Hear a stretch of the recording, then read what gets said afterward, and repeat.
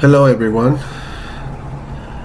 Right now I'm going to do homework 2.4-2 and this homework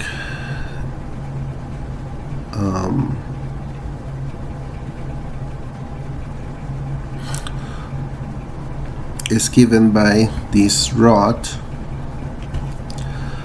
350 millimeters of length that has two cores, one aluminum on the outside and brass on the inside.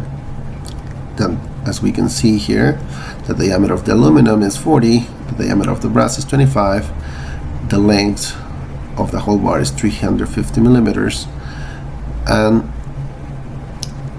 it's applied by a load. Okay, where's the load? Okay, perfect. So we need to find the load. Okay. So, in order to do that, we need to first calculate the two cross-sectional areas from A and from B. Okay, the cross-sectional area of A is going to be the ring that we can see, and it's going to be pi times diameter, the external diameter of A square minus diameter of B square divided by 4. So by calculating it, we're going to find the following.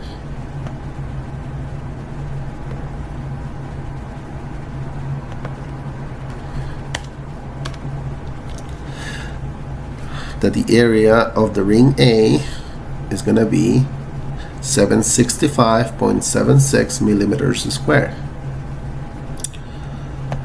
Now we do the same for the area of the brass, that is the inside, which would be pi diameter square over 4, because it's the only metal inside, and that would be this. The area of the brass would be 490.87 millimeters square. Good. So now that we have both the areas, we need to know that because of the applied load P that we can see here at the top, we have both of the areas here, right? Perfect.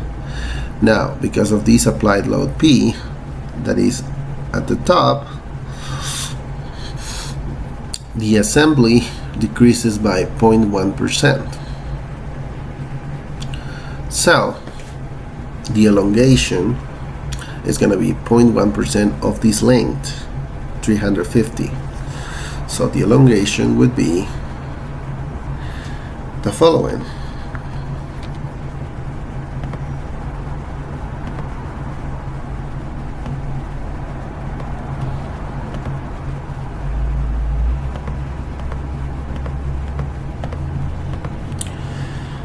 Okay, wait a sec. Good. The elongation would be 0.1% of 350, which would be 0.35 millimeters. All right. And in our book, we have, in one of the example problems, we find that the equation for the elongation for two different metals, as it is in this one, would be expressed by the following formula.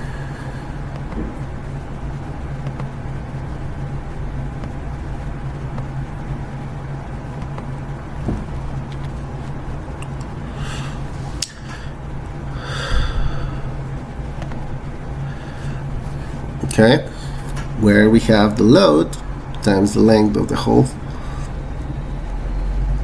whole thing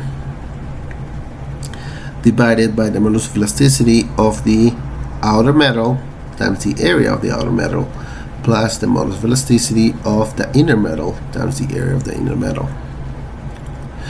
If we replace all the data that we have, we will have this.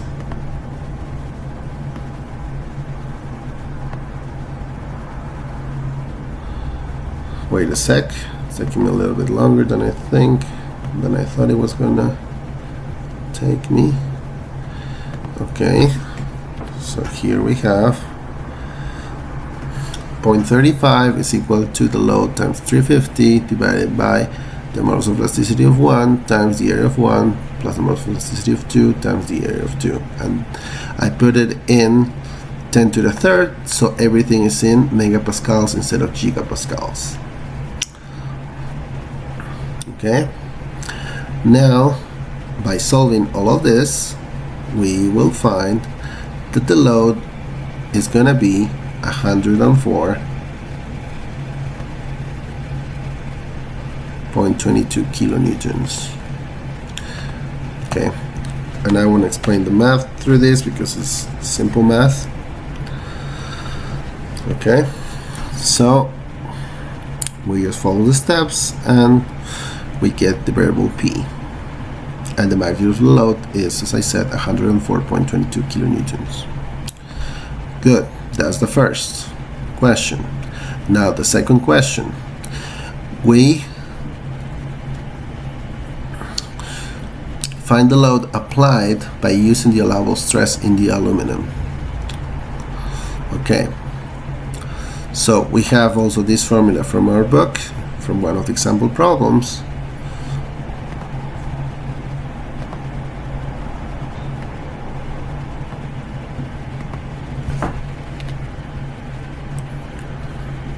Okay,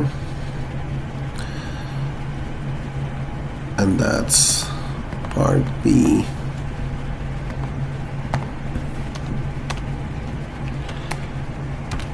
Part B. This was part A.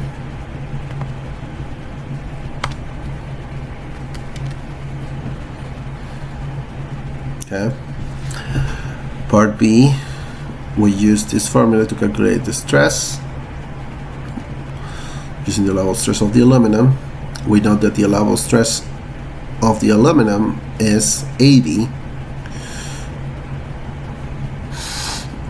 megapascals, and when we replace all the data here, we will have the following.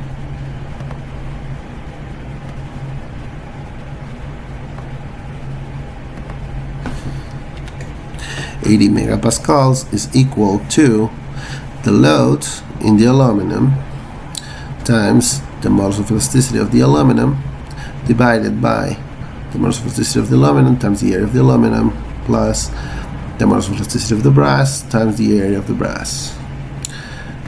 When we solve for this load, we will find that the load will be equal to this: 115.8 kilonewtons. Good. Now we find the load applied using the allowable stress in the brass.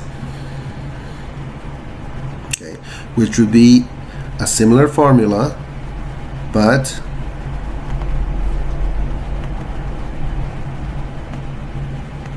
with the metals in a different position. Okay. Wait a sec, please. Okay, so the stress of the brass is equal to the load of the brass times the modulus of elasticity of the brass divided by the multiplication and addition of the modulus of elasticity and the areas of each of them.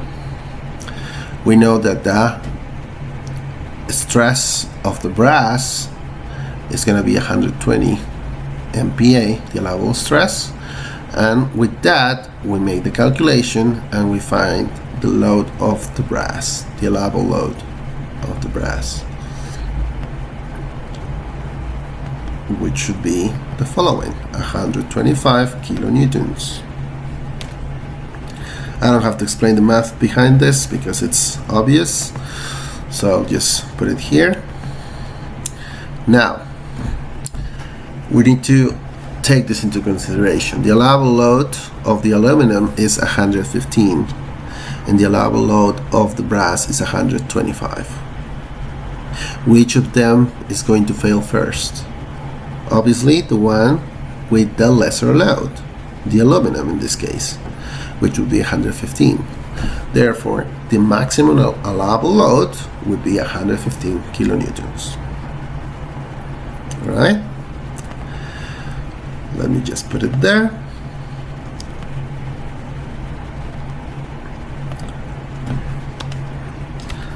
Okay.